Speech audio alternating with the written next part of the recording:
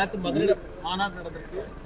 திருப்பி அடுத்து மாநாடு தேர்தல் அறிக்கை இப்போ வெளியிட போறீங்க. தேர்தல் அறிக்கை தயாரிக்க மணி முடிஞ்சிட்டா இல்லை, இன்னும் வேலூருக்கு போக வேண்டியது, அங்கே இருக்கக்கூடிய மக்களை சந்திக்க கூடிய அந்த பணி இன்னும் இருக்கிறது. அது முடிந்த பிறகு விரைவிலே தேர்தல் அறிக்கை வெளியிடப்படும். ஓபிஎஸ் தொடர் சந்திப்பு கூட்டணி பற்றி எதுவும் பேசியிருக்காங்க? அப்படி ஏதாவது இருந்தால் அதை நிச்சயமாக முதலமைச்சர் அவர்கள் வெளியிடுவார். கூட்டணி கட்சிகளோட பேச்சுவார்த்தை ஆமாம்.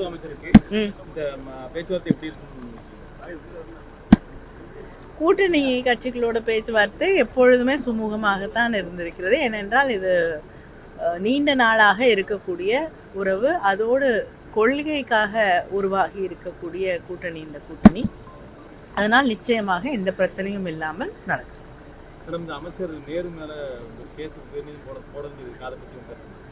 நான் பல முறை உங்களுக்கே சொல்லியிருக்கேன், தேர்தல் வந்துவிட்டால் பிஜேபி ஐஸ் அப்படின்னு பயன்படுத்த ஆரம்பிச்சிருவாங்க. இன்கம் டேக்ஸு, சிபிஐ, அதே போல் இடி. அதனால அந்த வேலையை இங்கேயும் தமிழ்நாட்டிலையும் துவங்கி இருக்கிறார்கள்.